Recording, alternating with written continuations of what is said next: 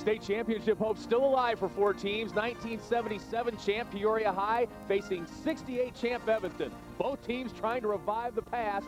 One will go to the state title game next on the IHSA TV network.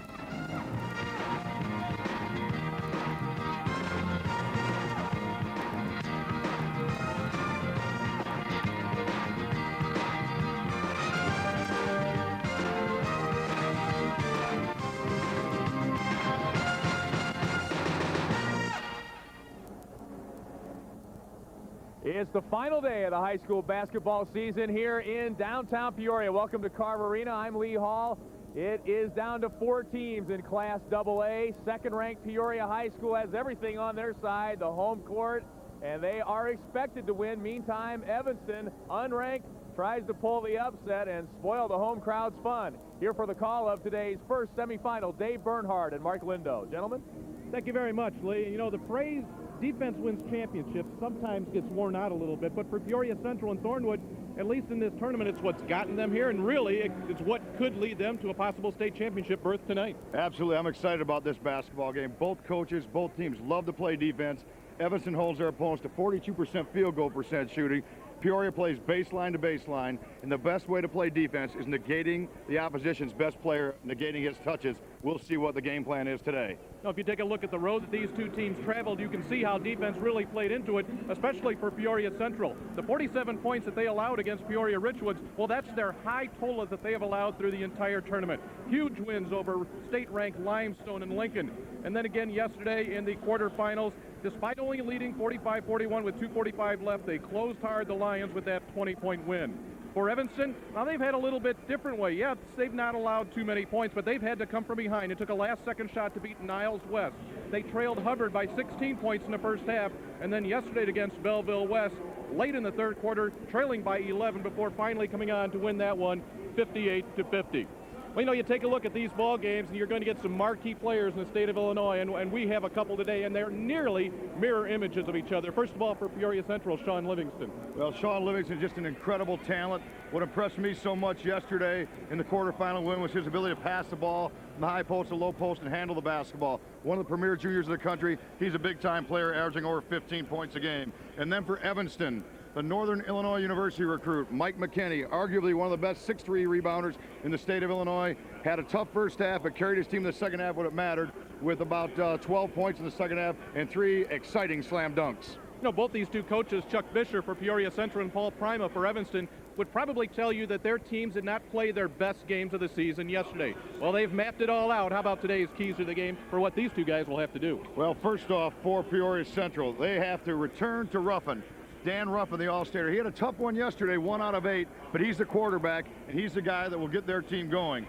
Turn them over. Peoria Central has to create turnovers, has to get their full game going with their defensive pressure, and obviously they have to live at the line. Yesterday, 29 free throws to finish off Von Steuben in that win. For Evanston, for them to advance, fundamentals. Fundamentally, they have to run their patterns. They have to stay within themselves, get multiple touches.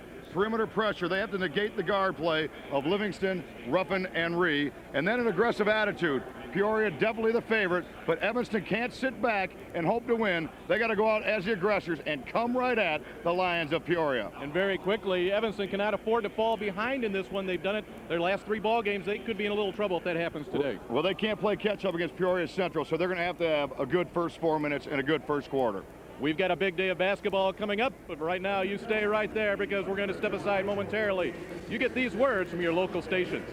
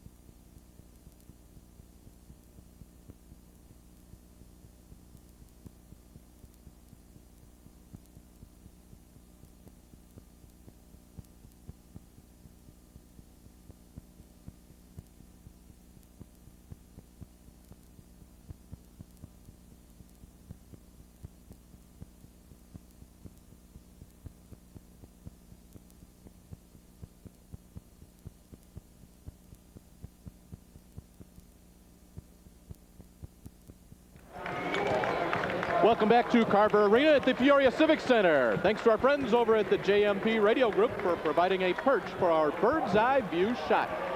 The exterior of the Peoria Civic Center, and now inside to Carver Arena, and yes indeed, semifinal game number 1. Peoria Central 29-1, winners of 27 in a row, taking on the 22-7 Wildcats from Evanston. Well, these two clubs come from diverse areas of the state. First of all, for Evanston, they have to make the trip, about a 175-mile trip to Peoria. And for the Lions, of course, they just basically have to come down the hill, down Main Street, take a right, and they're at the Civic Center. Ironically, though, Chuck Bisher has his team housed in a hotel only about a block away from the Civic Center. We're ready to get started here in the first semifinal. But first, let's go to our public address announcer here at Carver Arena, Paul Herzog. Good morning, basketball fans. On behalf of the Illinois High School Association and the city of Peoria, welcome to Carver Arena for America's Original March Madness. Today's Class AA semifinal game includes the Peoria Central High School Lions, 29-1, and the Evanston Township Wildcats, 22-7. Ladies and gentlemen, before we meet our guest soloist to sing our anthem, we ask you to remember and honor the men and women of the United States Armed Forces serving throughout the world with this moment of silence.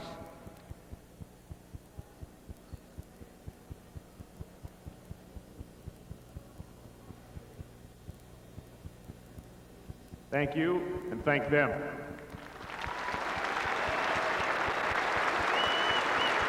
And now to honor America. Please remove your caps, address the flag with your hand over your heart as a senior from Elgin High School, Mike Ledbetter, sings our national anthem.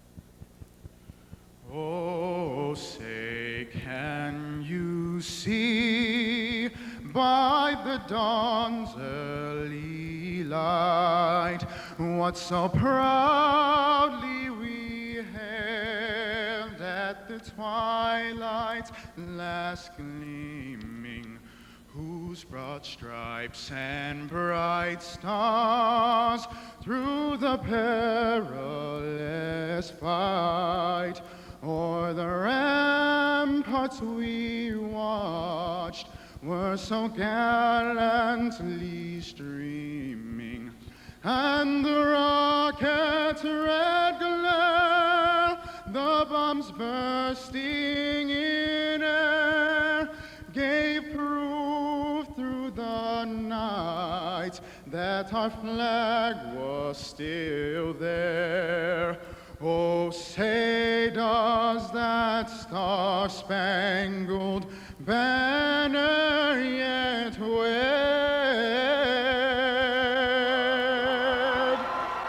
for the land of the free and the home of the brave?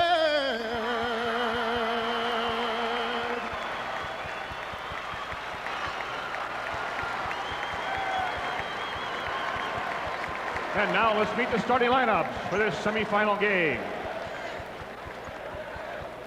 At a guard for Peoria High, a 5'10" senior, number 11, Daniel Ruffin.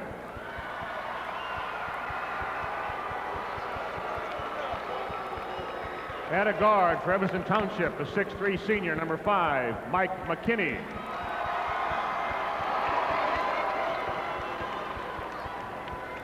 At a guard for the Lions, a 6'6" junior, 14, Sean Livingston. And a forward for the Wildcats, a 6'2" junior, number 11, Dan White.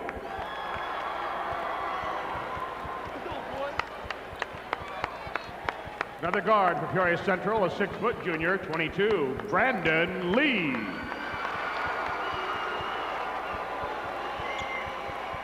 And a forward for Evanston, a 6'5" junior, 20, Gordon Watt.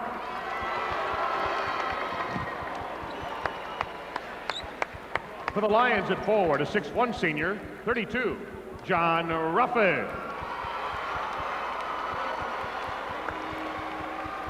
And a forward for the Wildcats, a 6'3" senior, 23, Austin Brown.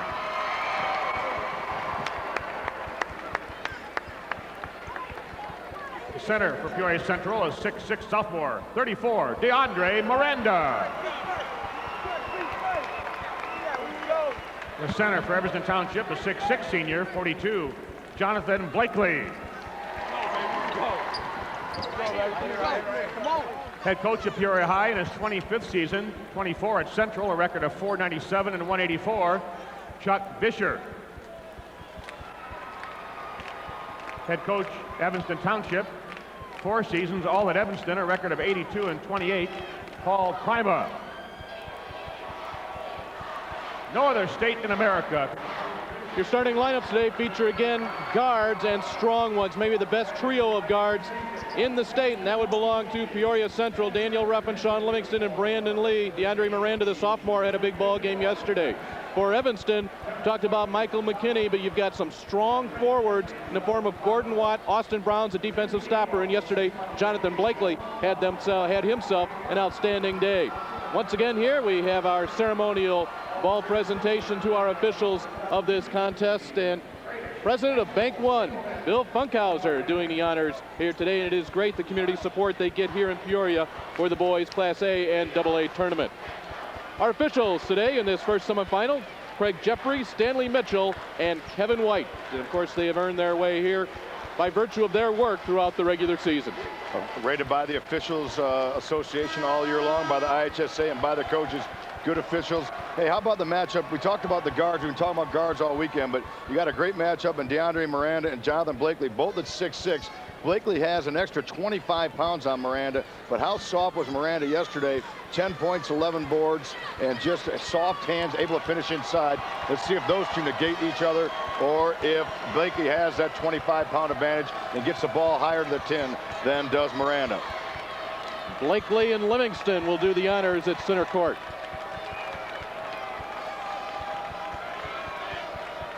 Peoria Central maroon, trimmed in black. Evanston once again today will be wearing the home whites. And the Lions, first opportunity here in the first semifinal. Second semifinal of the day finds Thornwood taking on Glenbrook North. See Ruffin at 5'10", being guarded by McKinney at 6'3". That's how versatile McKinney is. He's used his athleticism to stop penetration.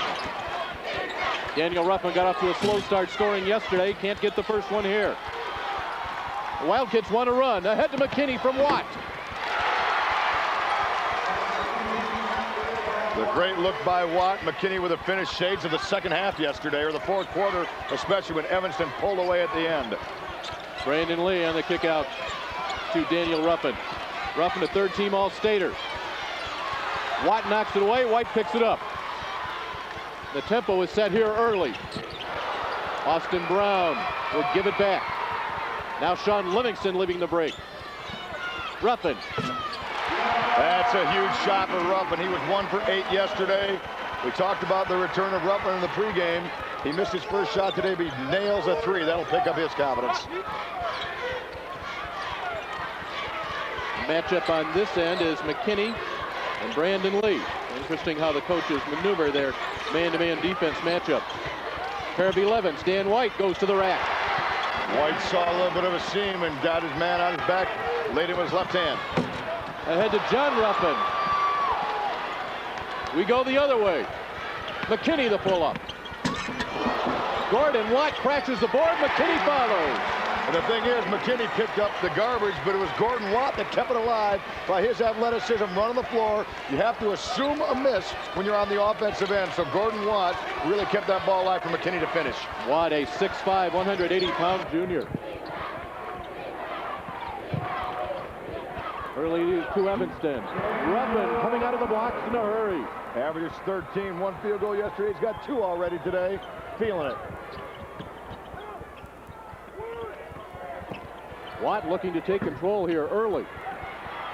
Miranda his first rebound. Numbers against Ruffin here. White's giving him a little bit of room. And Ruffin burning him. 3 out of 4. Left-right crossover. He has busted his ankles as he won the one-on-one battle against Dan White and finished. All 7 Peoria Central points belong to Daniel Ruffin. White Smith is grabbed by Brown. He'll get another chance.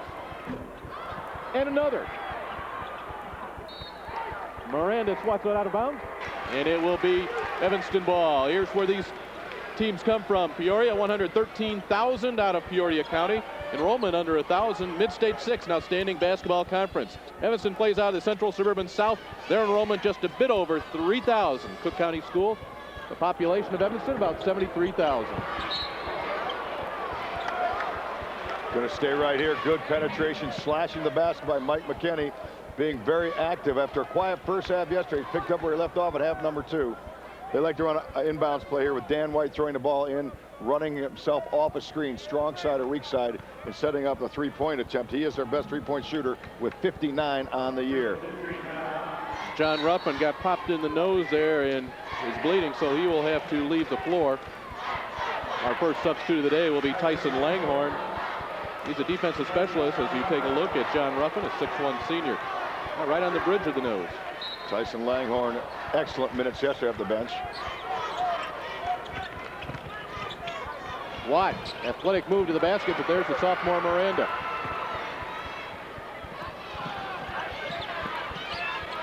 Ruffin and McKinney. McKinney gets the better of him on that one. Dan White steps behind the arc. Great job by the Lions controlling the defensive boards right now. The break. Watt may have pulled it off the rim as far as the Central fans are concerned. McKinney the other way. And the game plan is set here early, Mark. Evanston wants to get up and make this a full court game in a big way. Well, both teams running the floor extremely well, so the action has been much more fast-paced than any of the quarterfinal games yesterday. Lead flip-flops back to the Wildcats' favor.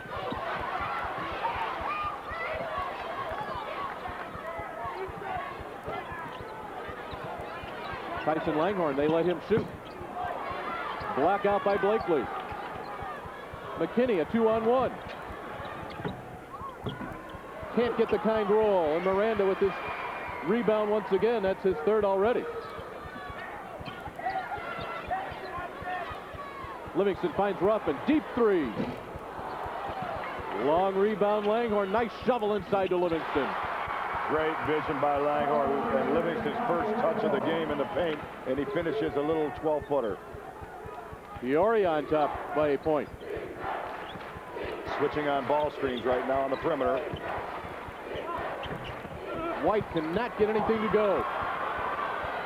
Langhorn will take it the distance.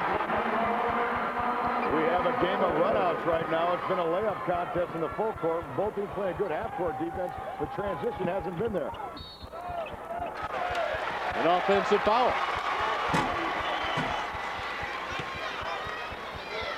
That's our first foul of the day. How about this for action for about 5 minutes to open up this ball game? 3-point lead for Peoria Central with the timeout on the floor. This IHSA broadcast is brought to you by Country Insurance and Financial Services. Real people, real answers, real quick. The Lions from Peoria Central getting it on. Mark, you and I had an opportunity to meet that character yesterday. That pretty much fits the personality. As we take a look now at Evanston, what a rich tradition they have had. You talk about banners that you would like in your high school as far as state titles. Take a look at that. They may not have enough room there, but you know what? I think they could probably squeeze in another basketball trophy. They did win a championship, Evanston did, back in 1968. Jack Burmaster, the head coach, Bob Lackey, the star of that ball team. But that's a rich athletic tradition right there. Well, it's so diverse in all of their athletic programs, diverse in the individual sports, the team sports, and winter, spring, and fall. And there's Peoria Central. Their basketball titles, yes, they have indeed had those as well, 1908 and 1977. These, of course, the other sports. So you've got teams here that know what it's like to bring back the big hardware. 1893. I didn't know we went back that far as state track titles. 3-point lead to the Lions. Austin Brown will be guarding Sean Livingston. It's Brown's responsibility to take on the opponent's #1 offensive player. Livingston had a height advantage, but Brown was right there. Elijah Hall into the ball game now for Evanston. Gordon Watt, that's an offensive foul. Two consecutive solid plays by Peoria defensively, taking a charge with Evanston in the transition game, getting a little bit out of control.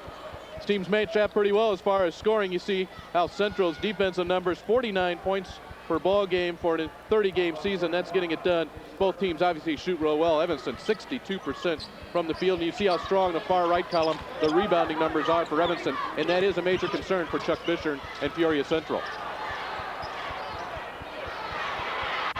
Rebound of Quavadas Harper, who had checked in at the last dead ball. 250-pounder will bring it up the floor. Quavadas Harper has made some key impacts here in the postseason. More about him later. Also into the game for Evanston is Alex Ford Carther. Jacob Mottler for Central. Mottler hit a pair of threes yesterday. This time it can't get much closer, but he stretches the lead to 5. Mottler, all he does is make plays. Doesn't look flashy, 5'9". He weighs 136 pounds, yet he played for the big boys. The steal, but unable to convert. Now the number in Evanston's favor. Gordon Watt going hard to the bucket. Watt, it looks like to me, Mark, may be playing just about half a mile an hour faster than he should right at the moment. Just a bit out of control. That's the bad news. The good news is for Paul Prima is he's got a guy that's playing very aggressively, attacking the basket and not sitting back, but trying to make plays. The only way Evans can win this ball game is to go right at the lines. We talked about that they're trailing now, but they're really pushing the ball right at Peoria. McKinney comes back for Evanston. He'll replace Brown. Peyton Wadley into the game. Wadley for Central, his first appearance today, saw a few minutes yesterday. Definitely see a conscious effort by Paul Prima to rotate his guys. He knows he's going to have to keep guys fresh for 32 minutes.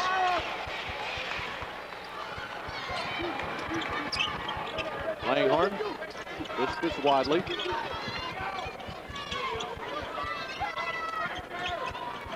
Livingston now guarded by McKinney.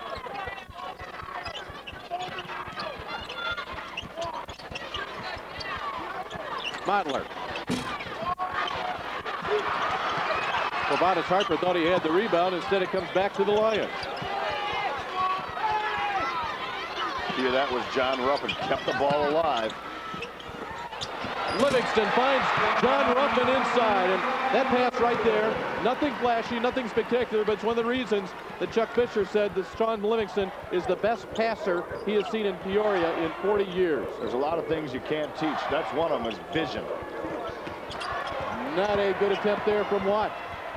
Here comes Central looking to build on a 5-point lead.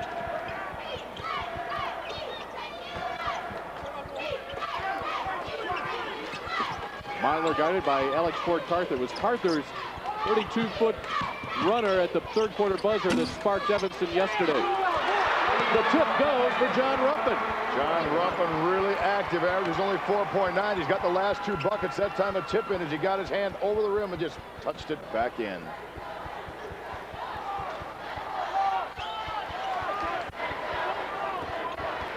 Elijah Hall. Got to get this back in McKinney's hands for the last shot. Now Ford Carther.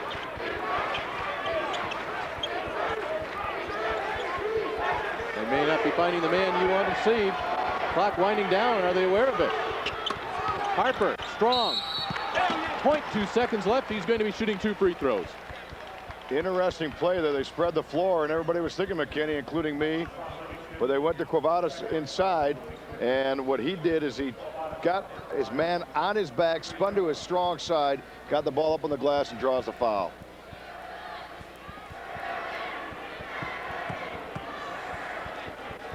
Harper, you see his numbers, not a good free throw shooter, but he has hit clutch free throws here in the postseason. In fact, it was Harper's bucket, final seconds, that defeated Niles West. That coming in the sectional championship game. It avenged 2 earlier losses that Evanston had to the eventual Central Suburban South champion Niles West team. Harper again. That will end our first quarter. Solid basketball being played here. Quarter number 2 coming up after this local break.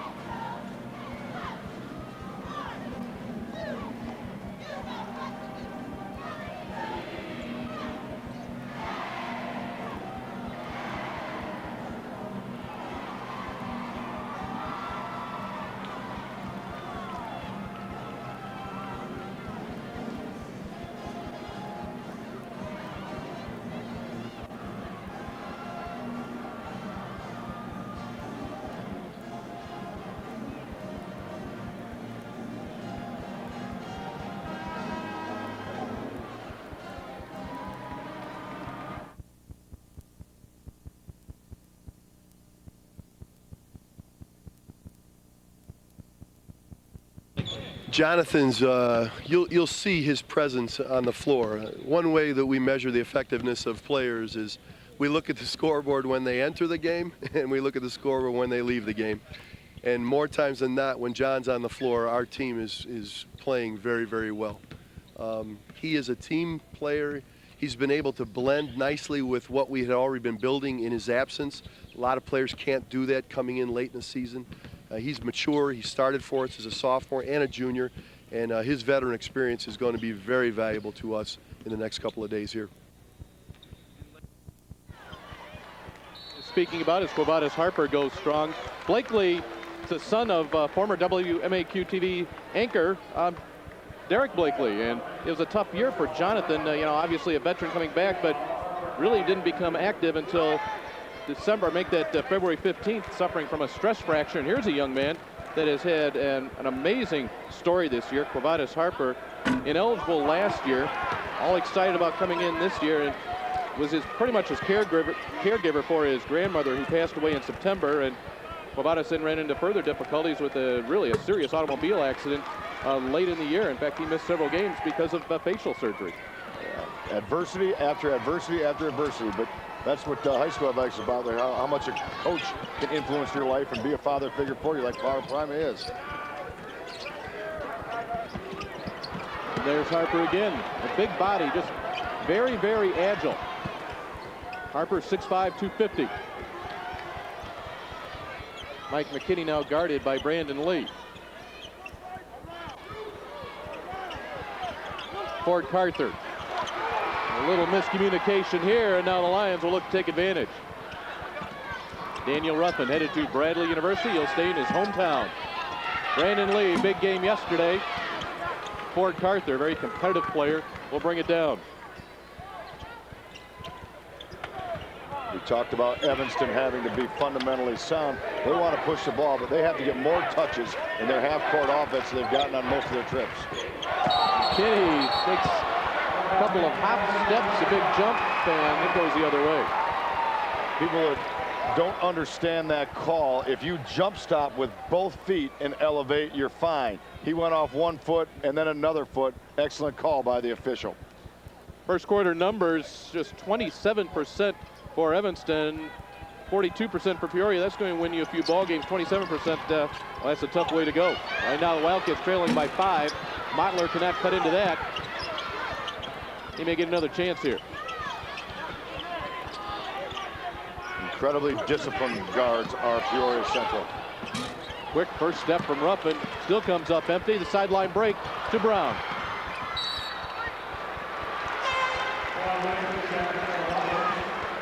John Lenson has 2 personal fouls. He will come back into the ball game for Peoria Central. Dan White comes back in. White really counting on him for some outside shooting, and hasn't really been able to produce it today. 57% shooter from 3-point range, but today White has only made 1 out of 5 shots, and he's 0 for 3 from 3-point range. But shooters like White must have no conscience at all. He's just got to keep believing in himself and let the game come to him. Not this trip, though. 2 minutes gone here in quarter number 2. Livingston knew it. What I like about Livingston right there, he's got the hype of an All-American, highly recruited kid. Made a travel, like you said, he knew it, gave the ball to the official. No facial expressions, none of that stuff, the way that the game has changed a little bit at any level, as a matter of fact, and that just shows what kind of great demeanor he has.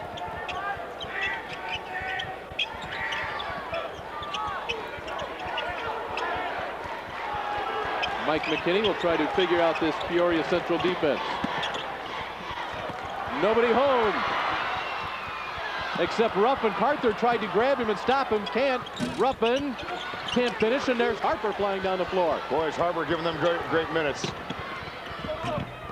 McKinney scores. Second chance. Mike McKinney with 8 points. 8 of the 14 of Evanston, and the Wildcats down by just 3.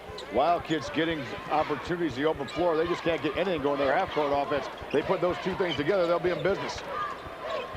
In the 2 games that we have seen Peoria Central play down here, they have missed a lot of inside layups, close layups, and now a turnover. Livingston gets a hand on that ball and keeps it at this end. Ruffin, 3 ball. Ford Carther again. McKinney again. There is not a doubt in my mind that a conscious effort by Paul Prima and his coaching staff. They saw something yesterday that they are trying to throw over the top of this Peoria defense on a consistent basis.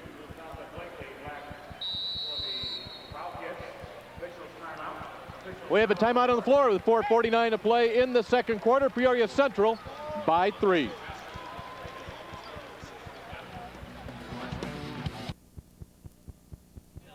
Well, it's very exciting. We've had some good teams in the last 14 years, but we've had to fight Manual, who's had exceptional teams, won 4 states. Richwoods has been very good, and it's just very exciting. This team is, I think, had a purpose all year and played with that purpose, and I think we've picked up our game a little bit in the last couple weeks.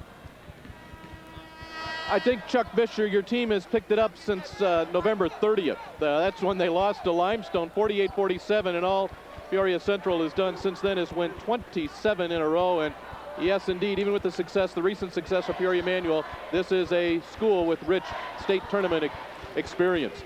And then they beat Limestone 62-29 in the return game in the state tournament series.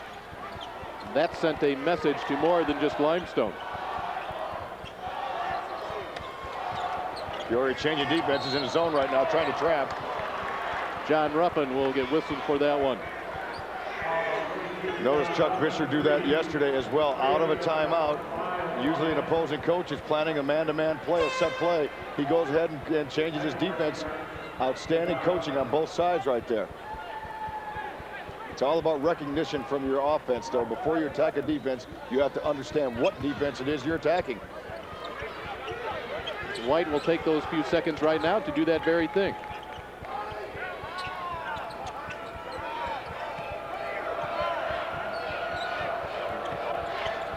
Maybe the longest that Evanston has been in a half-court set today. And then you got to understand that's good. They're taking care of the ball. Now, what kind of shot will they end up getting after all this? Ford Carther back to Brown. Nothing there. No hurry. Great adjustments, showing some patience in their half-court set. And then they turn it over anyway. Coach's nightmare.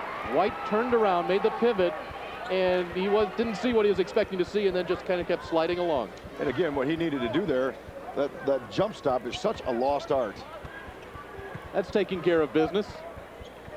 He said a 1-point loss. It turns into a 33-point win. Ouch. This against a Limestone team, folks, that came in 6th-ranked team in the state in the final regular season poll. And that is why Peoria Central was stamped with the big stamp of pre-tournament favorite once we hit Peoria. Brandon Lee, rim not kind. DeAndre Miranda gets the final rebound, a lot of contact inside, and he will shoot 2. DeAndre Miranda, we talked about the fact that he had 11 boards yesterday. Just relentless, a quick jumper, very active on the glass. And a great finish, gets him up to the free throw line. Talk about avenging some losses. Look at that, 2 tight losses to Niles West. And again, those 2 cost Evanston the Central Suburban South title. Congratulations to Niles West for winning it. But then in the big one, it's a 1-point win for Evanston. Well, Evanston did not win a Thanksgiving tournament. They didn't win a Christmas tournament. They didn't win a conference championship, but they're going to win a state trophy. That's when it matters. And again, injuries really have played a part in Evanston's season. They find themselves trailing by 5. Well, we saw this yesterday with Von Steuben and really having a difficult time in their half-court offense, and we are seeing that here with Evanston as well. They do like to get out and run.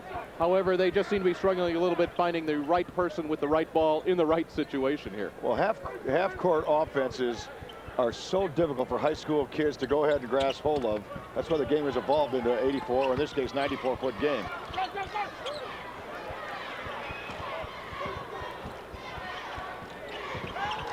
Pace of this game has slowed significantly from our opening moment. And Evanston has done that with their deliberate style on the offensive end.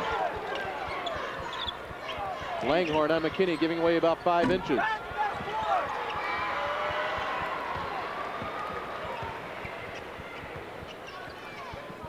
Ruffin gets a pick out front.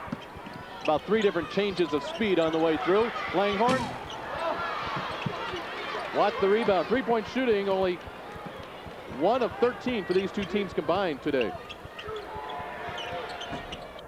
1 of 14. Free throws for McKinney coming up. Well, you see McKinney just kind of hanging on the weak side of the board. The shot's taken from the left angle. McKinney knows where the miss is going to come from on the right side of the rim. Positions himself well, gets himself to the free throw line. He's a guard. He averages 9 rebounds a game. Those are the numbers we were referring to moments ago as McKinney has his 9th point of the day. Easy math when you're 0 for 5. Even I know that's 0%. They're going to get one eventually. They've had good looks, Evanston has, in their 3-point opportunities. Mike McKinney, 13.3 scoring average. He has really picked it up here late. 27 points in the super sectional, 15 yesterday, 11 of those coming in the second half. We've got ourselves a 3-point game. Well, they don't win that ball game without McKinney turning it on in half number 2 yesterday against Belleville West.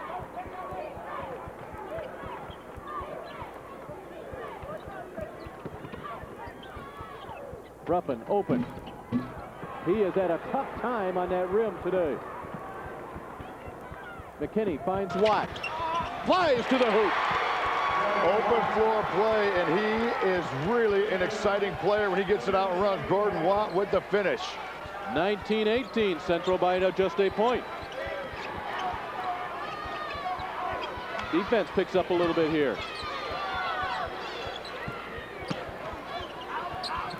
Peoria looks a little bit out of sync right now. There it is. Turnover, 2-on-1. Ford Carter. To Watt. Showtime. Oh my goodness. That was a set off the backboard and the slam jam, and they're on a little bit of a run. What a big time play. Evanston fans rising.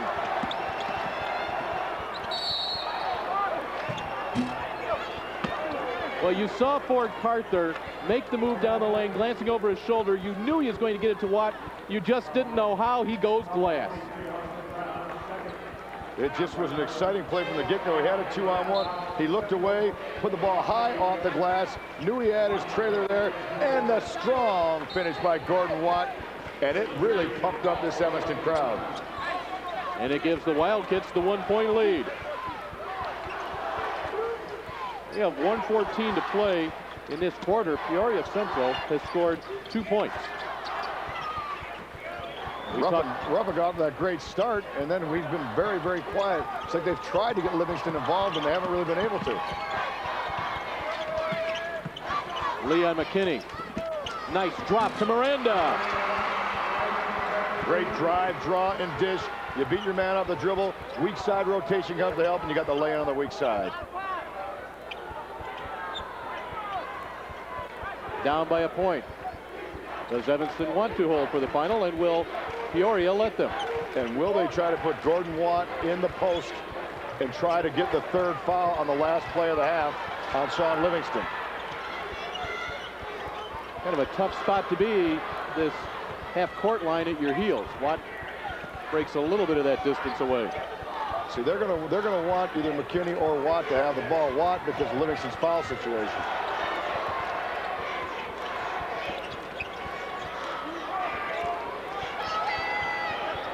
That's what they wanted right here. Watt on Livingston. Still time. 0.4 seconds for Central. They will have to go the length of the floor. That's a break for Evanston because they'll get the ball at the start of the second half, so that's a big possession change. Just heard it from their bench. That's a huge jump ball, coach. Mottler in desperation. A little bit too close for Evanston's liking. I'll tell you one thing Evanston does like. They like the scoreboard. Trailing by just a point, 21-20. They held Peoria Central to just 4 points in that second quarter.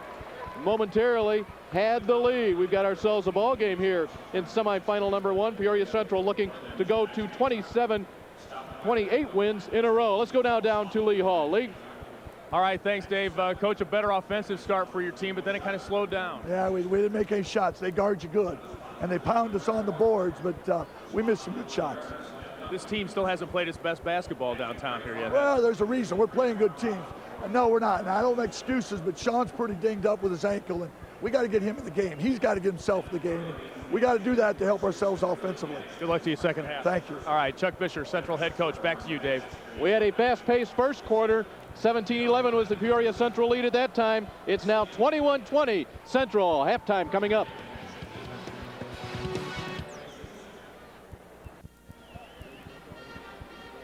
Bradco Supply Corporation is proud to be a sponsor of this year's Illinois High School Association State Basketball Tournament, the home of America's original March Madness. The best of luck to the Peoria Central Lions and the Wildcats from Evanston.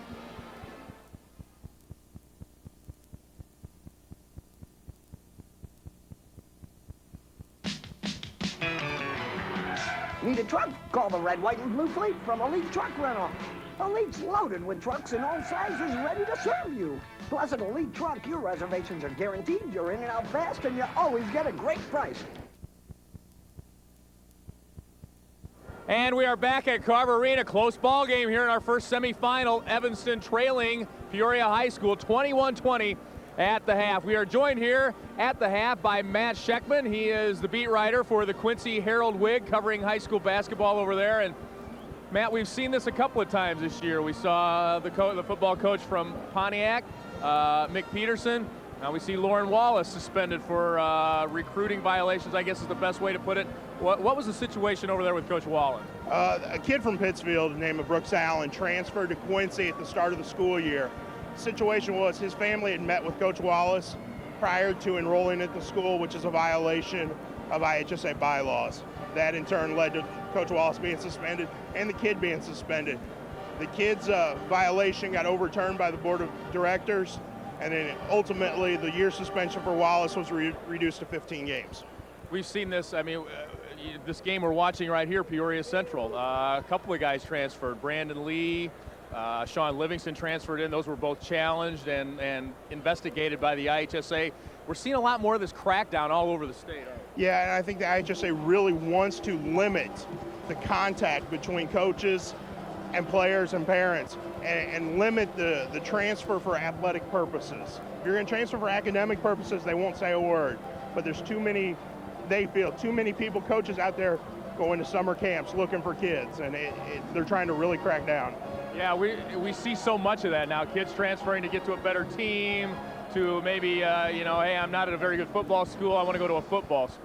Yeah, it's happened in our area several times. There was a kid from Quincy High School who transferred across the river to a Missouri school because he wanted more playing time.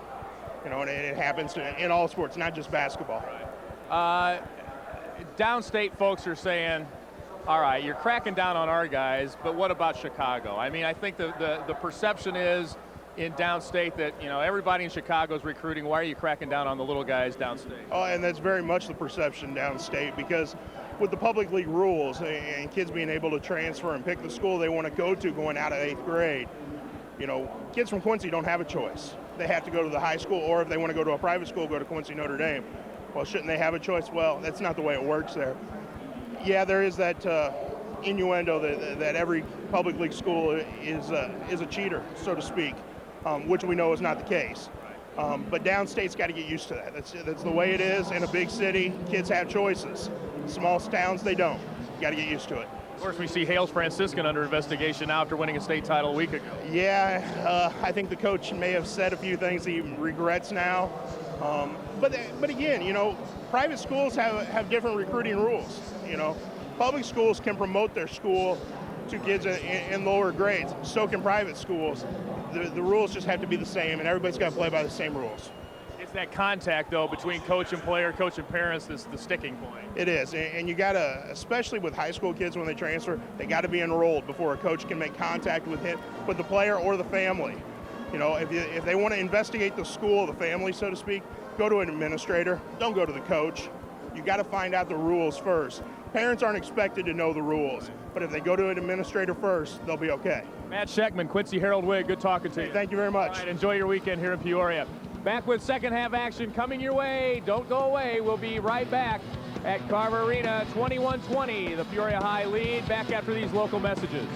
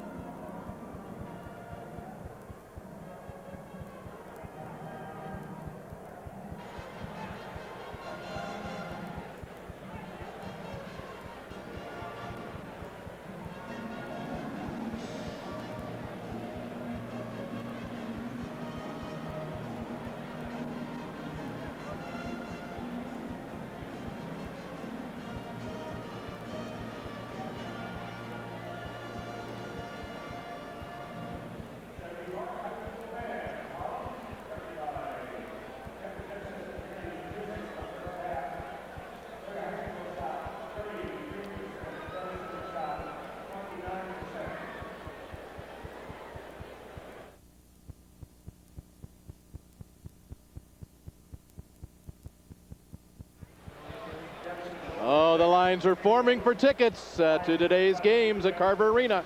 Thanks to the JMP Radio Group for hosting the camera that we've parked in their studios high above the Peoria Civic Center.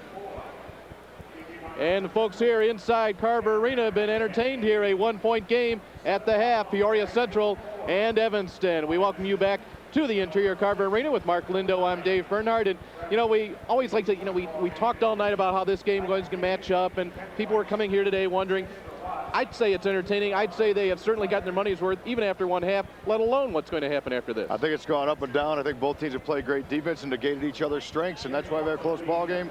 Evanston got behind, but they came with a late rush, and they're in the basketball game. Sometimes, you know, we do talk about the pregame. What might be a key to this game? Maybe defense. The numbers bear that out here in half number one. Defensively, we take a look at the statistics. Finds shooting not to the par that these teams may have been accustomed to all year long. Well, 9 out of 27 for Peoria, 33%, 7 out of 24 for Evanston.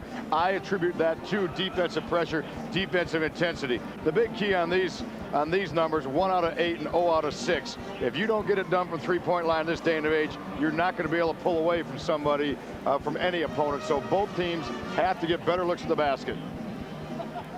You look at the turnover margin, 9-6. Evanston had a lot of runouts early. They were trying to throw the ball over the top of the Peoria defense, and they got some, and they also had some turnovers off of that. But again, points in the paint, both teams going to their strength, whether it be knocking the ball inside or whether it be penetration and laying things off. And then fast break points, 6 for Evanston, 4 for Peoria. It seemed like Evanston was trying to get runouts. They're going to continue to go with that.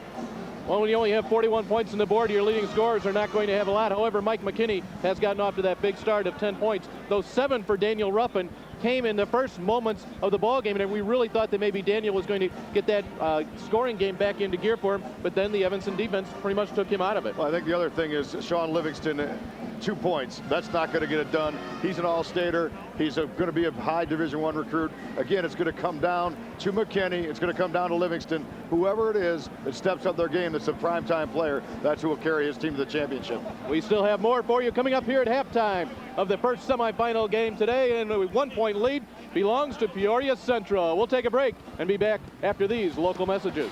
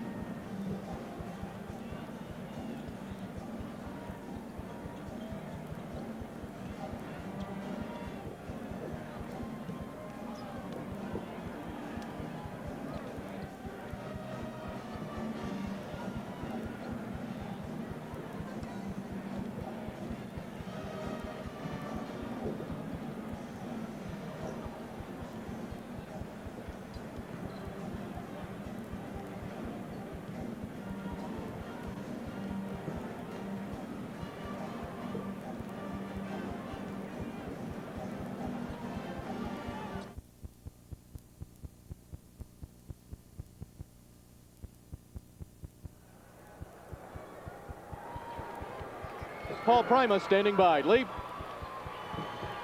Central got off to a pretty good start there offensively, but you shut them down second quarter. You know what, we've been doing that all year. We're defending like crazy. We really, if we just pay attention and finish plays just a little more cleanly, I think we'd be right where we want to be in this game. We're playing a very good team, and they force you to make some mistakes, and that's what's happened so far in the first half. But we'll be back. Good luck second half, Coach. Back to you, Dave. Let's take a look at the highlights here in the first half. We talked about Daniel Ruffin and Mike McKinney, and that's pretty much who we feature here, Mark. Well, you got the run out to McKinney, a nice look by White on that one, and then Ruffin doing some things one-on-one. Good crossover drill, breaks the ankle and knocks it down. You see Ruffin again right there with the left-right crossover and elevates and hits a shot. Nice activity on the board here. Evanston with their run-out game. A nice catch and finish by Mike McKinney as they try to throw over the top of that Peoria defense. And then finally you'll see another run-out and Gordon Watt kissing it off the glass and finishing. Evanston trying to run. The best way to beat a defense as strong as Peoria Central is to beat it down the floor. That's the game plan of Evanston. One of these two teams will be playing for a state championship this evening. We have a half of basketball to decide that. Stay right there. We've got the second half coming up on the IHSA television network.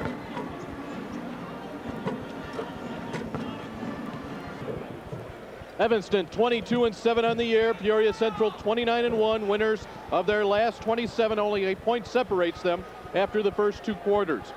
You know, we take a look at the losses by Evanston. We've talked about the injuries to Jonathan Blakely, Quavatis Harper, and Alex Ford Carter. Their losses have been what you might call good losses. Losing to Proviso East. One of the losses actually came to Glenbrook North, who will be playing here in the second semifinal. A loss to Hillcrest, Fenwick. We mentioned the two to Niles West and New Trier. That's a who's who of high school basketball teams here in this 2002-2003 season. Well, there is such a thing as good losses, because if you pick on Patsies all year long and you don't play good non-conference competition, no matter how strong your league is, you have to play diverse people to get ready for a state tournament run like this. And both these teams play good people all year long. So neither team's going to come in intimidated against any opponent all year. That jump ball with 0.4 of a second works to Evanston's advantage here. As we were talking about, they get the first possession of the second half. Interesting to watch the matchups. This is Watt and Livingston. Livingston gets the better of him, and now Ruffin along the left sideline. Not a good foul to open up the second half by Mike McKinney. He was beaten off the dribble instead of just letting his man go by and trying to make sure that his team was there for help side defense. He reached in and picked up an ill-advised play.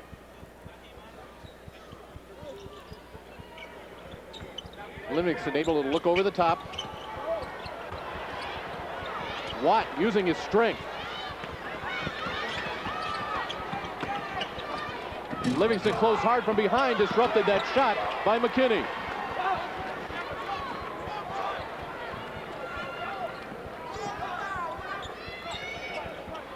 Matchup that you see right there is Division I guards for next year. Ruffin at Bradley, McKinney to Northern Illinois University. 3-second call inside. Peoria not reversing the basketball. You have to swing the ball side to side to get a defense out of position. You keep the ball on one side, make same side passes. Defenses don't need to move. If defenses don't need to move, they're going to be in solid sets, and you will not be able to penetrate a defense that is set.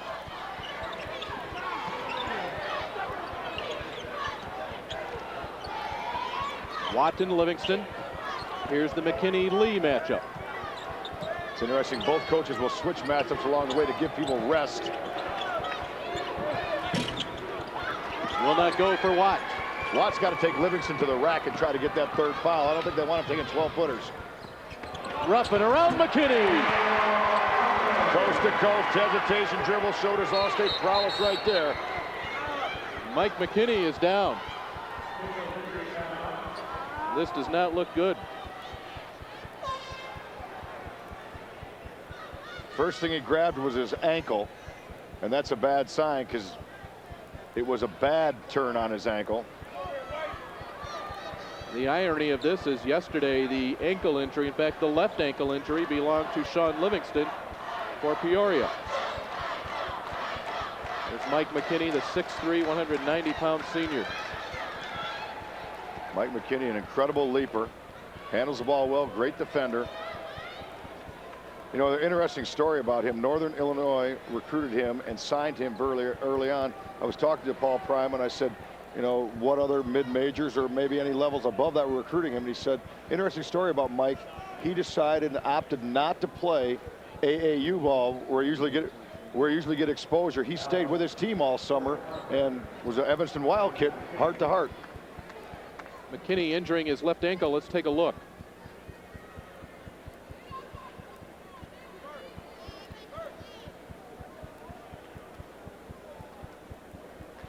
Can't see it yet.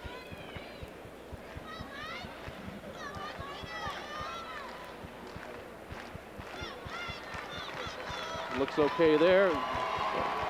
Ooh, his teammate, Gordon Watt.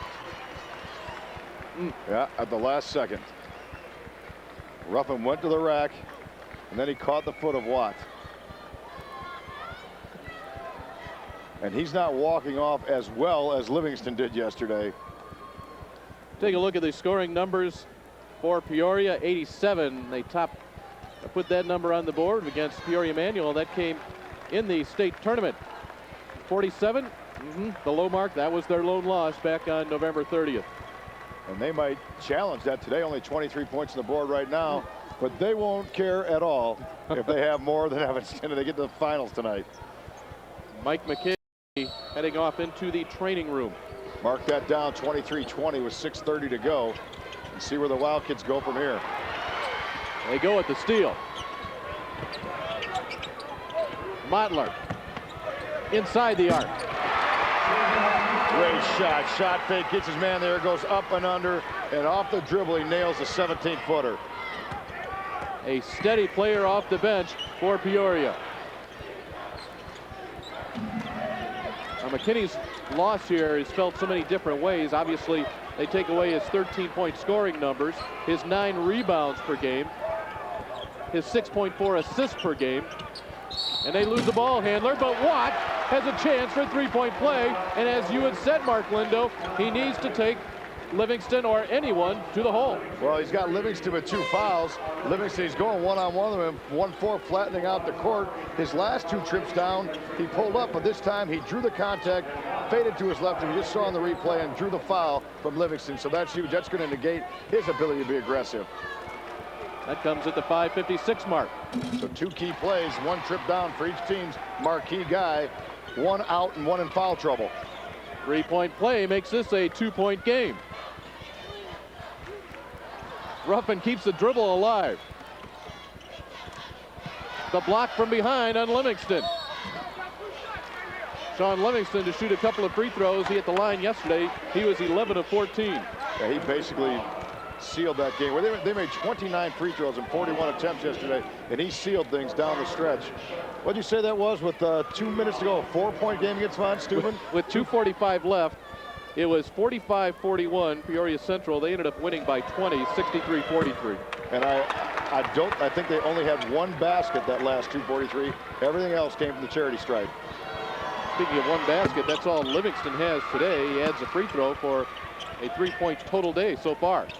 I see the other thing Peoria has done with Mike McKinney out is they picked up full court pressure with 1 less ball handler in. So good coaching adjustment. Bovada's Harder back in. He will give it back out to Austin Brown. He's got a 65-pound advantage, and he's got to take Miranda down into the block. He may do that right here. Nope. He's going to take him down the block. He's going to post up after the screen. Watt. He's been big today. He has 11 points. We have a 1-point game. Oh, Gordon Watt with the block. High in the sky for that block. And the rip from behind by Ruffin. Here come the Lions. They will wait for Ruffin. Pops 3. There's that long rebound we mentioned on a 3-point shot. Miranda lets Watt fly by this time. DeAndre Miranda, the 6'6 sophomore. White for the tie. Tough shot, a pull-up 3 on the dribble. He eyed it, tried it, and bought it right there. 28-28. Hey, we got a good one going again.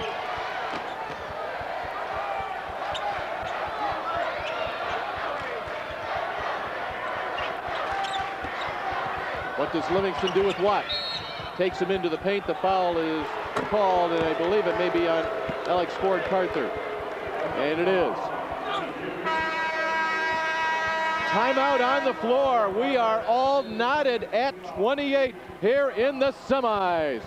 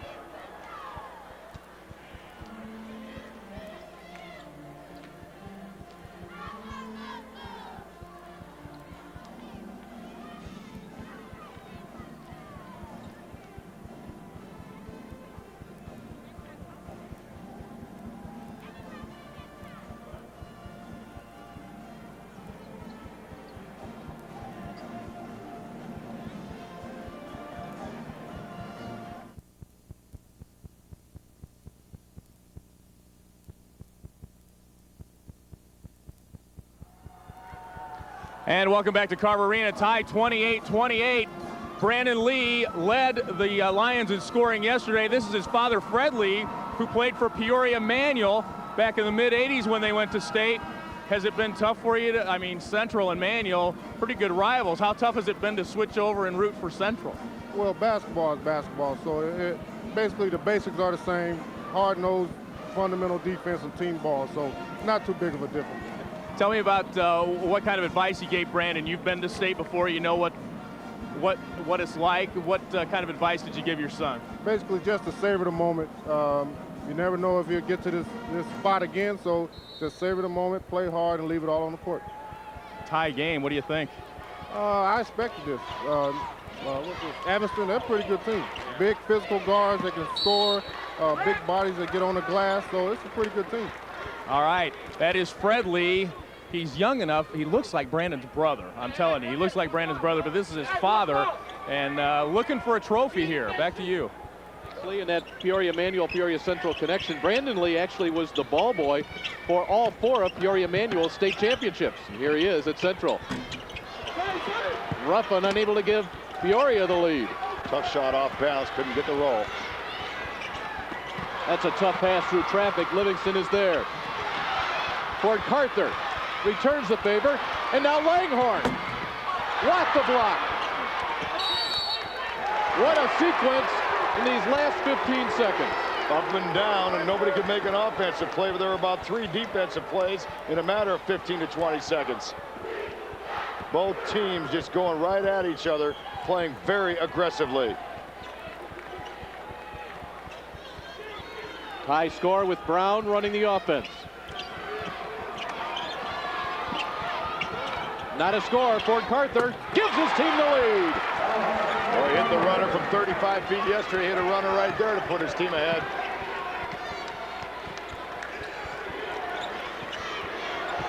(30-28) Evanston.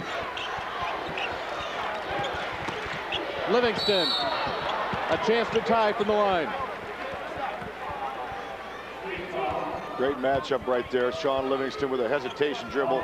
Took it with his right hand, hesitation, and then boom, the crossover left, and he elevated. 27 wins in a row. I don't care what sport, where you play, that is an amazing achievement because you know people are coming after you every single night. And especially against the competition they play. That streak's on the line right here is Evanston right now.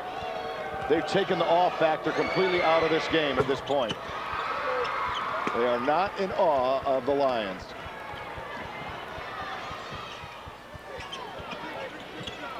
It is the Wildcats with the 1-point lead. 3 minutes to play, third quarter.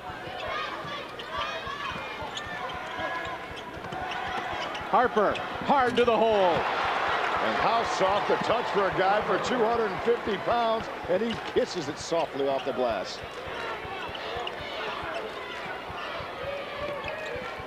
Jacob Mottler will give a tough pass to Livingston. And when Mike McKinney left, we wrote this down, and we're not there, but that was 4 minutes ago, almost exactly. Peoria Central held a 3-point lead. They now trail by 3.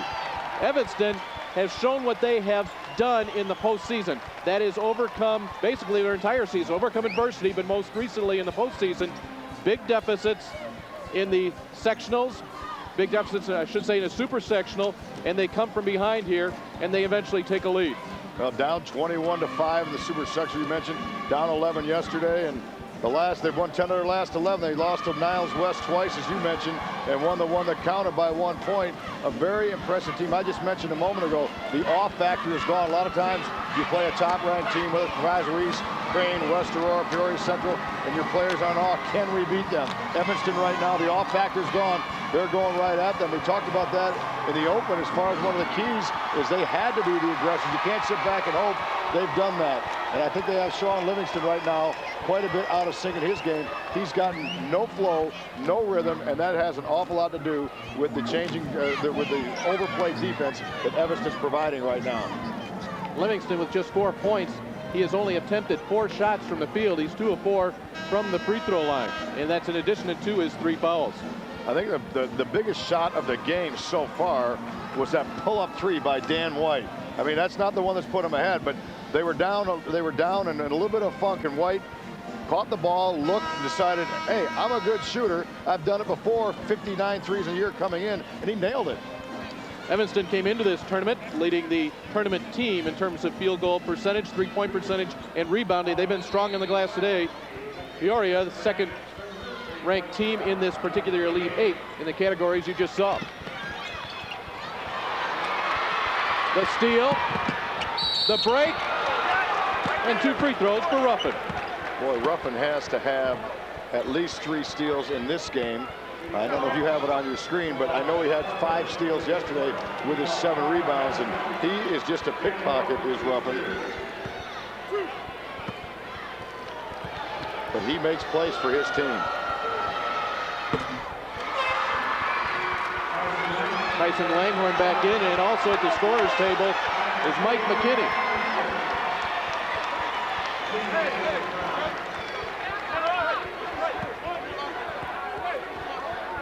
So for the second day in a row, team star players return to the floor after ankle injuries. We'll see how effective McKinney is. A 1-point Evanston lead.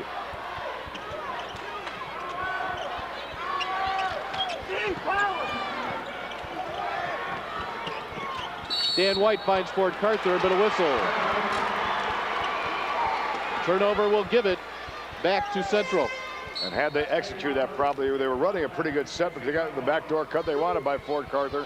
Just was not able to set his feet. Anytime you make a cut, you got to shorten your steps.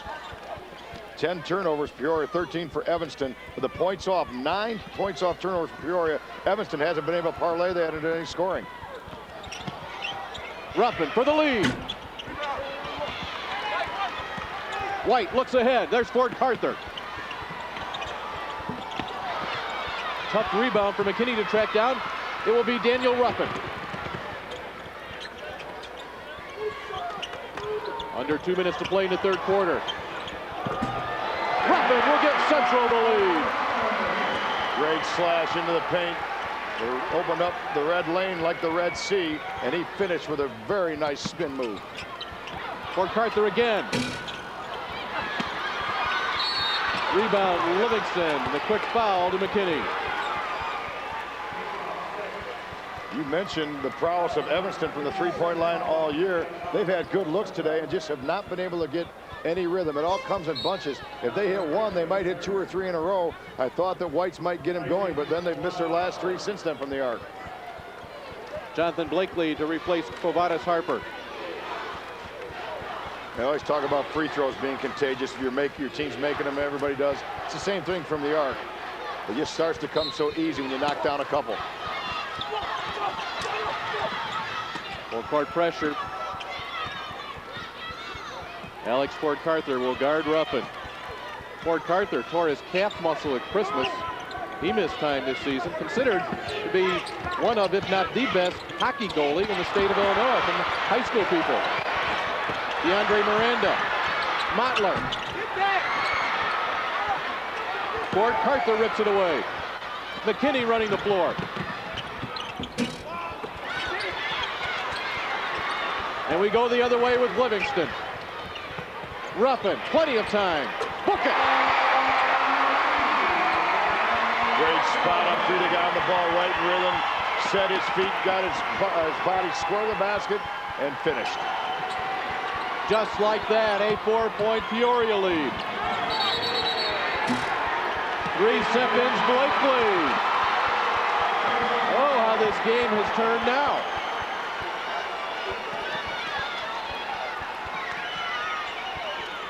Peoria Central will go for the last shot. We'll go 4 corners here. We saw them run that the last 6.5 minutes of the lead last night. 2 for 10 for Peoria, 20%. Evanston, the best 3-point shooting team in the tournament, only 1 out of 9. Very important final 20 seconds here.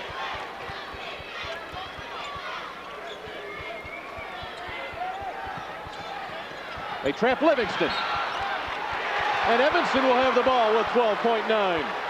I just really like that kind of coaching defensively. Instead of sitting back and trying to protect the basket, they went ahead and made a decision. We're going to come get you. Paul Prima comes out aggressively. He rolls the dice, comes up 7-11. His team gets the ball back.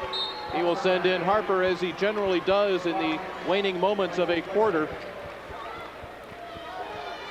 Langhorn, the defensive specialist for Peoria, into the game. I think they really got to exploit that 60-pound advantage. Harper down low against DeAndre Miranda. It takes 0.8 of a second off the clock. You're talking 250 pounds going against 190. You got a 60-pound advantage in there. You got to let him use his beef and bulk and just drive his man back to the glass.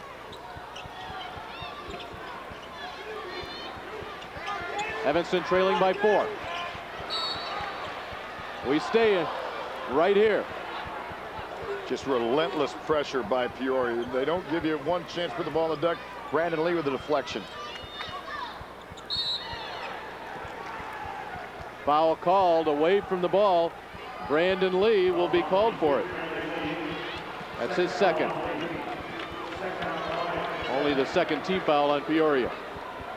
Peoria gets their hand on the basketball deflection-wise probably 20 to 25 times a game. Harper with it. Ruffin gets his hands on the ball. Jump ball, 1.3 seconds. Possession to Peoria. How about that for a great defensive stand? What, 3 different occasions underneath 13 seconds.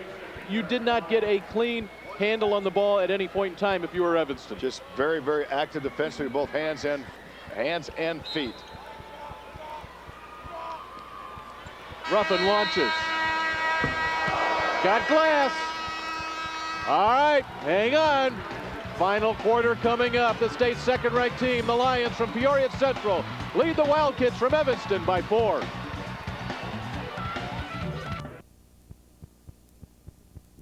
Oh, it made me feel good. I know it's my last season. I'm playing it to the end, and it just made me feel good knowing that we're the first team since '89 to get downstate, and hopefully we can get first place instead of second like they did in '89.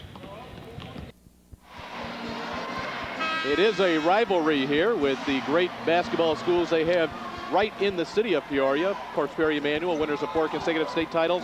Peoria Richwoods with a great basketball tradition, and this year Peoria Woodruff with an outstanding team. Well, I mean, you got your mini city title right here in Peoria, which is a, they talk about the Chicago championship where they get Peoria champions every year. That's not too bad a season in its own right. Field goal percentages aren't much better than they were earlier. You attribute it to sloppy play and fast play. You attribute it to the great defense by both teams. I go with the latter. Once again, after a late quarter-ending jump ball, possession will go to Evanston. Get a chance to eavesdrop in on the Evanston huddle. Well, Coach Paul Prima said, it's not over. Let's keep fighting these guys 8 more minutes. And that's the kind of attitude he has. What a feisty coach he is. Both these guys very animated on the sidelines. Got to love it. There's Harper inside. Leghorn skied. He thought he got all ball. But there's a matchup I thought they should go to. Now, Miranda's not going to get the foul. It came from behind, but they have that advantage inside, and I think that came from the quarter break timeout. They say, we got a man in there that can post up and be strong. Let's get him to rock.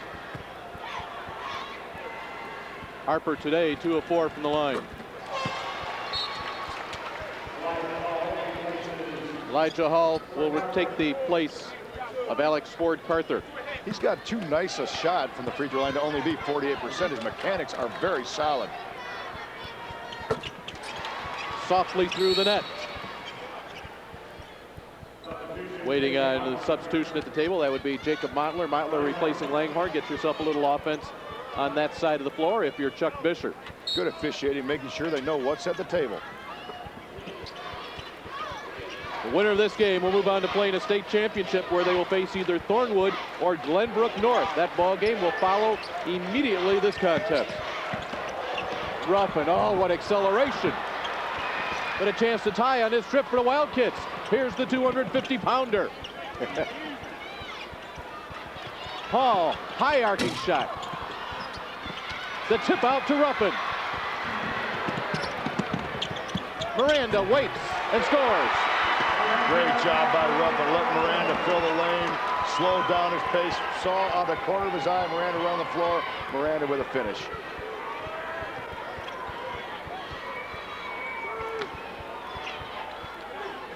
Harper gives up an inch to Miranda, but as you said, Mark, 60-pound advantage. Livingston's long arms disrupts that one. Jump ball, Miranda forces it, possession to the Lions from Peoria. See coming into your screen on this replay that we're going to get a chance to watch a baseline drive. Good help side defense by Miranda. Pretty well coached for a sophomore. Weak side rotation is what great defense is all about. Team defense, help side defense. The 4-point lead and the ball to Peoria. Yesterday at this stage, and of course it's a completely different game. We saw them spread it out. That's not the game plan right now. Just isolation play right there for Sean Livingston. Took advantage of his quickness, got the first step on Gordon Watt. The isolated left side, he's going to get himself to the foul line. Watt picks up his third foul, and it puts Peoria in the bonus.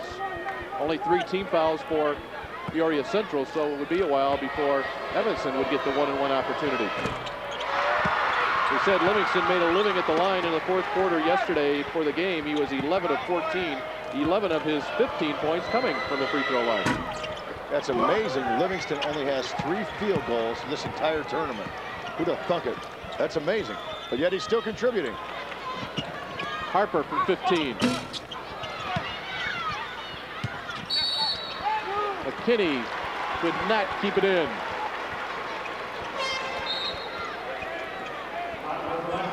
Jonathan Blakely will come off the Evanston bench. Mike McKinney, recall, left a minute and a half into the third quarter with an ankle injury. He returned 4 minutes later. His team actually took a 3-point deficit and had built it to a 3-point lead.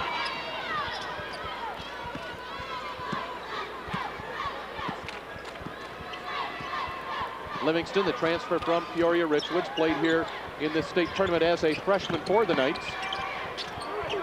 They fell into the eventual second-place team, Thornwood. That was 2 years ago. That was in the quarterfinals. Watt lucky to find McKinney. Central thought they got all ball, but we had a pretty good look at it from our vantage point. Well, the initial contact was all basketball, but then it was the body after the ball.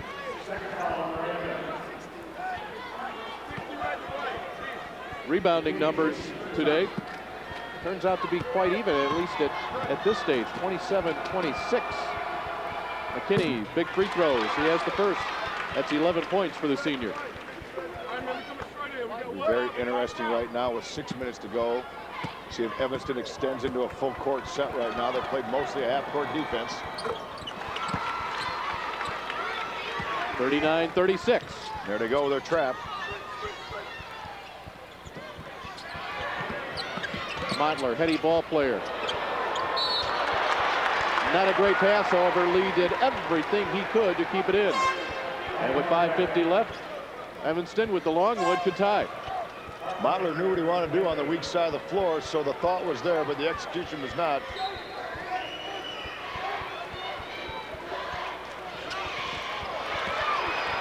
Ruffin picks the pocket of McKinney. How about Daniel Ruffin? He has numerous steals both days in this tournament. Too hard to keep track of. He is just so cat quick, and his instincts are impeccable. Livingston, quick spin. Oh, my. He left McKinney anchored in the lane. Just a nice little lob pass, and he just did a spin move to the baseline side, scored. There's Ruffin again. It's a 5-on-0. I'll tell you what, Ruffin played like an all-star today, and Paul Pryman needs to spend one, and he does. The crowd rises to its feet in Peoria. Their Lions lead by 7. This IHSA broadcast is brought to you by Country Insurance and Financial Services. Real people, real answers, real quick.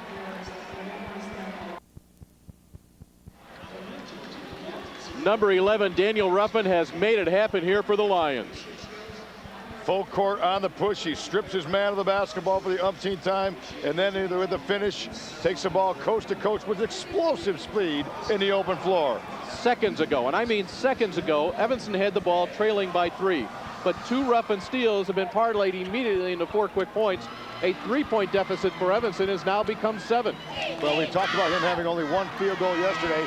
He has 7 today to go along those steals, but I'll tell you, great players make other people around them better. Ruffin certainly does that. He's impressed the heck out of me today. And I'll tell you what, yesterday, with only 1 field goal, he had 7 rebounds and 6 assists. Today, he's doing it with steals, and he is just basically using his speed, quickness, athleticism, and his instincts to turn this basketball game around in the favor of Peoria. Daniel Ruffin, a 5'10 senior, will be playing his next 4 years on this very surface. He will be attending Bradley University, and this, of course, is the home of the Bradley Braves.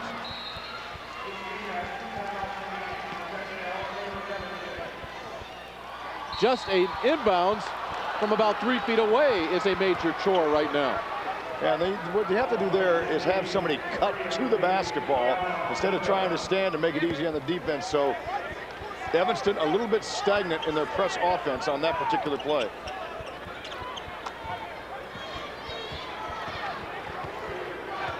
Ford Carter into the game now for the Wildcats. He's in trouble. The big man, Harper. He may be big. He is agile, and he is as strong as he is big. He is as strong as an ox. He gets the ball in the paint, a nice entry pass. He's got that 60-pound advantage on Miranda, and he very softly lays it up with his left hand. So he is able to use his left hand. He is a left-handed shooter, but able to use that to fight off the defender and draw the foul from Miranda.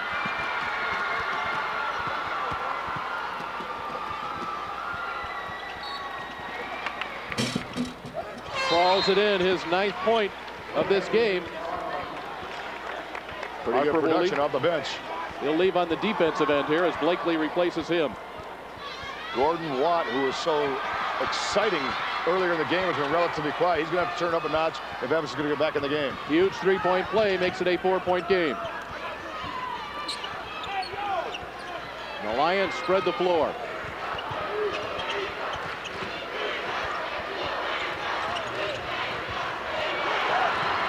McKinney got the steal. Watt picks it up. A huge trip down the floor with 4.5 to play in this game. Brown has been quiet. The lefty couldn't get the angle. Ruffin waits for Lee. What a great play by Ruffin, who just let his man fill the lane. He waited instead of trying to force a play. Great patience, and finds the cutter right down the lane.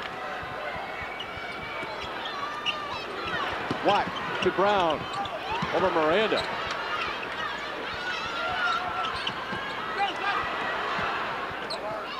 Blakely keeps the ball at the Evanston offensive end. Blakely. They cannot get it to go, but it will stay right here.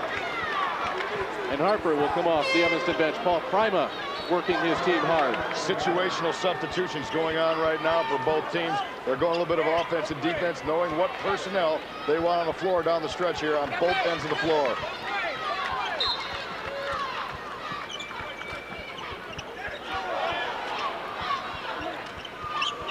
Harper wants it. I don't know that they can stop that. They really overplayed his right shoulder, but that time he showed he could spin the other way. Very versatile. 45-41. This was the identical score about 24 hours ago in this same stage of the game. Peoria led Von Steuben at that point. They ended up winning by 20. I don't think it's going to happen this time, Dave. I don't either. Foul out front is on Ford Carther. 1-1 coming up for Ruffin. Although Evanston, that is their 8th team foul, so that's going to come into play. Daniel Ruffin, as Mark said, 7 points, 7 rebounds, 6 assists yesterday. He's got an 18-point game working right now. Definitely the storyline of the game for Peoria at this point.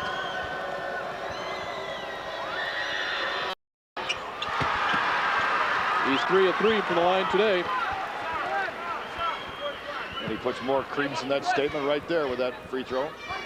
Point guards have to be great free throw shooters down the stretch. You know, and he became a better point guard this season with the addition of Brandon Lee and Sean Livingston. Yes, absolutely. Back to a 6-point difference. 2-2-1 pressure by Peoria this time.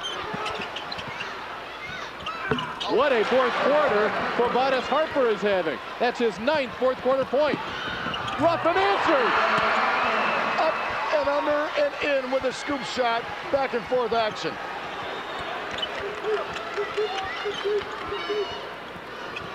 McKinney gets the big pick.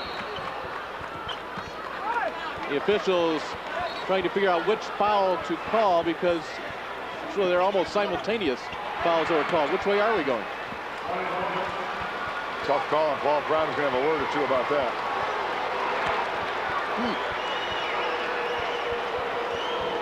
What they have is an illegal screen on Bobatis Harper. They tried to set up a screen in their own situation. The foul was, that was the first foul. I mean, that was the first contact.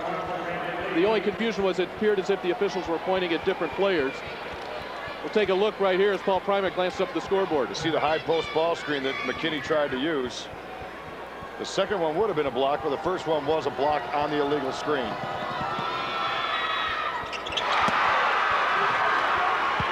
Front end of a 1-and-1. They're up by 4 and they go 3 consecutive free throws. That's the way to finish basketball games. 7-point difference. Marks the biggest we've had and matches the biggest. The word from the Evanston bench to Harper is take him. Just back him in. I'll tell you what, you know, no matter what happens in this ball game, Paul Prima will be taking the tapes of this game and he'll be saying, you know, well, what if we could have done that for 32 minutes? Well, and we had talked about it earlier, that you got that matchup, go to it, and they've gone to it later in the game. I think they just got to keep sitting him down the block, keep giving him the rock.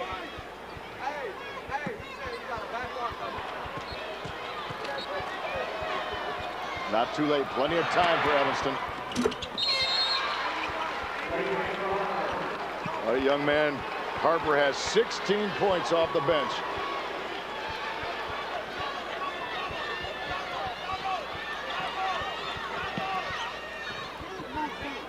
Livingston with 2.5 left and a 4-point lead.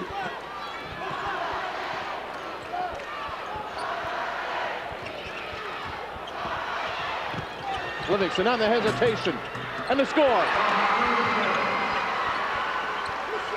Floor was opened up and he took advantage of it, found himself a seam and laid it in.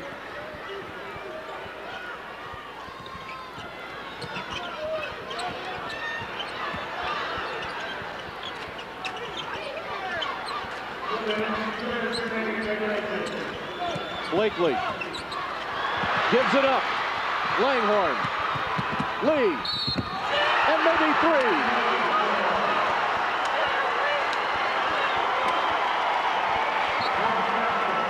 So amazing that Evanston was throwing over the top and getting runouts early on against Peoria.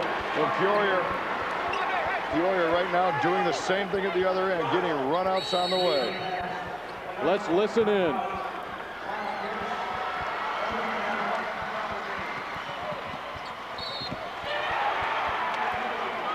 They are loving it in Peoria, up by 8 with a $1:51 to play.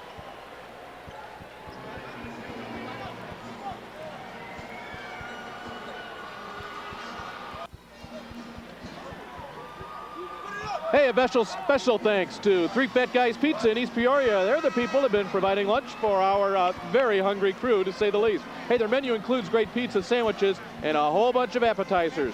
Three Fat Guys Pizza, a great friend of the IHSA television network. Also, our thanks go out to Kelleher's Irish Pub and Eatery.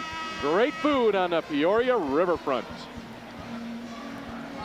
Well, one of our game keys was live at the line, and they have certainly done this here the last couple minutes. We mentioned they finished their game off in the fourth quarter yesterday with 29 free throws total, and they've hit the first 3 out of 4 here, and now 4 out of 5. 55-46, 9-point difference, the biggest of the game.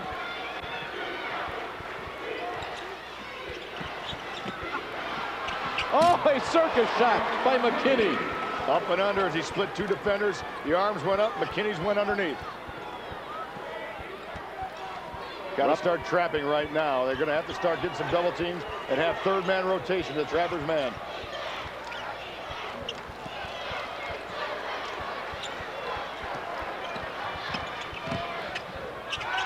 And we come back out. Evanston will be changing defense. Paul Prima screaming the defensive change here. I think at some point they just got a flat-out foul.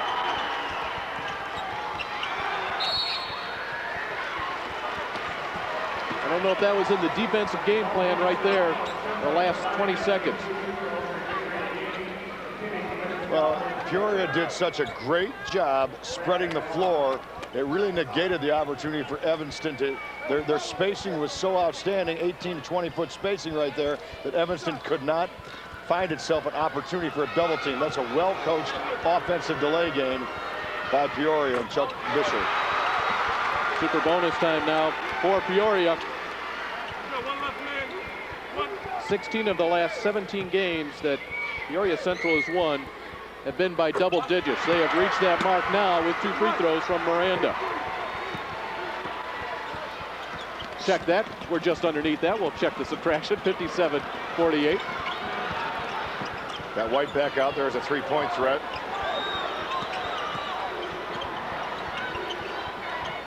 Boy, even now the defense not giving in. Livingston the big rebound.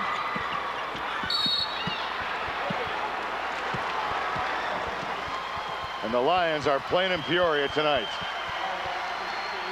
Finally, their fans are able to let go and get that comfortable feeling.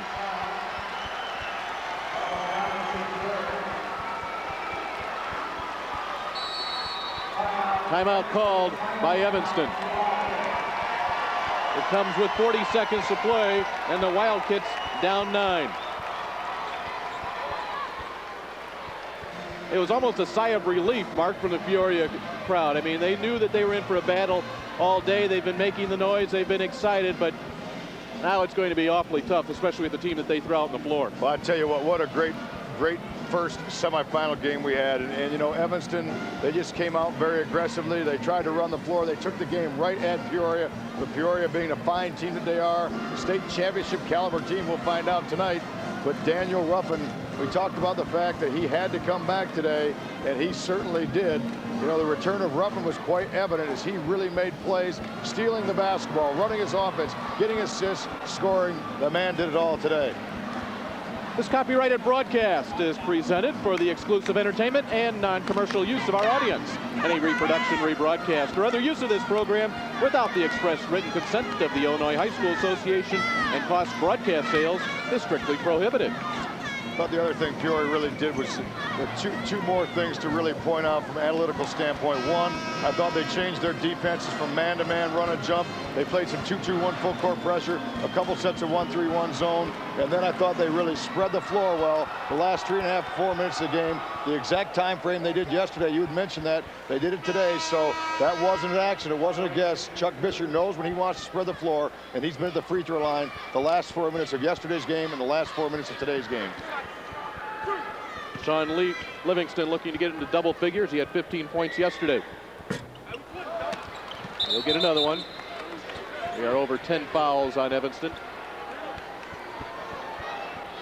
Livingston 67% free throw shooter, but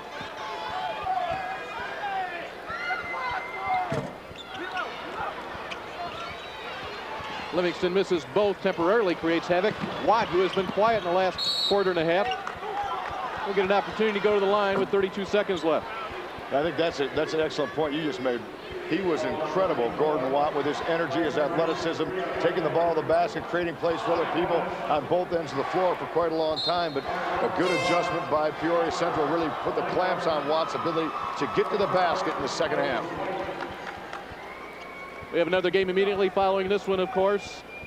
We have to determine an opponent for what it certainly appears to be Peoria Central right now. And an opponent would either be Thornwood or Glenbrook North. That game to follow. Immediately some between games festivities. No free throw, no points. Mottler gets it out to Ruffin. To Lee. Points do not matter now. The big clock does. Great decision. Well coached Peoria team spreading the floor. You know what's interesting about that, Mark, is here's a team that wins games. They've won, and they will be winning now. They're 28th in a row. They win games by an average of 19 points per ball game.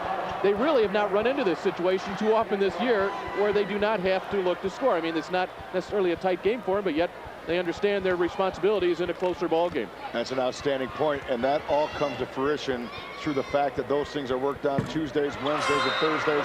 Special situations done over and over and over again, and that's where coaching and coaching staff come in.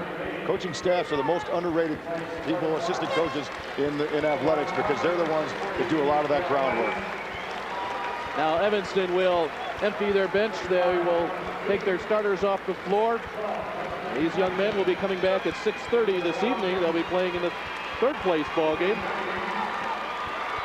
What a great run they had to get to this level. Their fans appreciate it. Kids played their hearts out.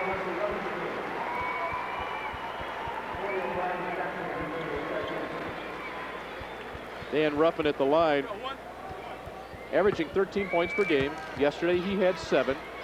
He is sitting at 23 right now. Ball tracked down by Doug Tykus for Evanston.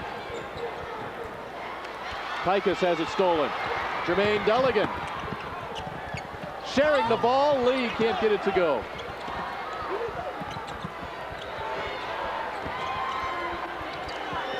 One last hop. Brandon Lee goes down hard, not too happy about it, but this one's in the books. Peoria Central, yet another double-digit victory, but don't be fooled by the 10-point margin. This one was tight up until the last 2 minutes, but once again, the team's second-ranked team, knowing what to do to win a ball game to close it out, they go to 30-1 on the season, their 28th win in a row. Those young men will be coming back in a few hours to play for the state championship. The final score, Peoria Central 58, Evanston 48. The Wildcats from Evanston, as we said, will be playing in that third place ball game at 6:30. You can catch that right here, the IHSA Television Network. They have a 22-8 record. Immediately following this ball game, of course, we will have the second semifinal. That will feature the Thunderbirds from Thornwood taking on Glenbrook North.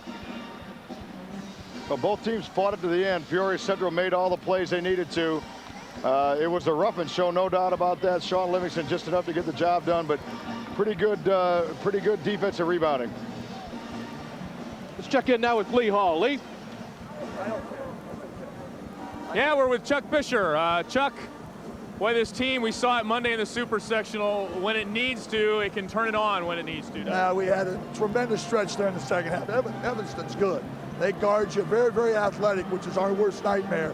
Very proud of our team. We fell 3 behind. Daniel Ruffin was unbelievable. Sean's a little dinged up. I was proud of him. He stepped up the second half. Our whole team, a great defensive effort, and really a pretty good job rebounding. It's exciting, and I'm really happy for our team. A couple of trademarks of Chuck Bisher coach teams. quick hands on defense, good passing. Well, we are a good passing team, and I wish I could take the credit, but having Ruffin and Livingston and some of these guys helps that. We play really good defense, and I thank the parents for all those quick hands. All right. Now, we talked earlier. Have you guys played your best ball yet down here this week? Well, probably not. But let me say this. We played two pretty good teams. And, you know, it's not easy to play against us, but it's not easy to play against those guys either. So I think we were pretty good in the second half there for a while. I'll take that. Good luck tonight. Thank you. Daniel Ruffin, our country insurance player of the game. Well, you got another one up on big brother A.J. Guyton now. You're going to play for a state championship. Yeah, I'm happy. I'm proud of myself. I'm proud of my teammates, and I'm just happy that we got a chance to play in the state finals. And hopefully we can take it all away. I'm trying to come out and play hard tonight and show the fans what they want to see. Seems like defense is what keys this team. You turn defense into offense very quickly. Yeah, I know we was down 3 early or late in the third quarter, and I made a play in the beginning of the fourth quarter, and I think that turned the game around. And I think by me making that play, everybody else made a play. We got our offense going, and then we opened the lead up. Congratulations. Good luck tonight. Thank you. All right, Daniel Ruffin, our country insurance player of the game. The Bradley coaches over here in the front row salivating at the likes of watching this guy play for 4 years, Dave. Indeed, he's got one more game left in his high school career, and it's a big one. It will be for the state championship later tonight following this 58-48 win over Evanston. Well, that will do it for my partner Mark Lindo and me, Dave Bernhardt. If we stay right there, though, we've got game number 2 coming up. Somebody's got to play Central in that championship ball game. But first, we'll step aside, give you time to catch your breath. These words from your local stations coming up.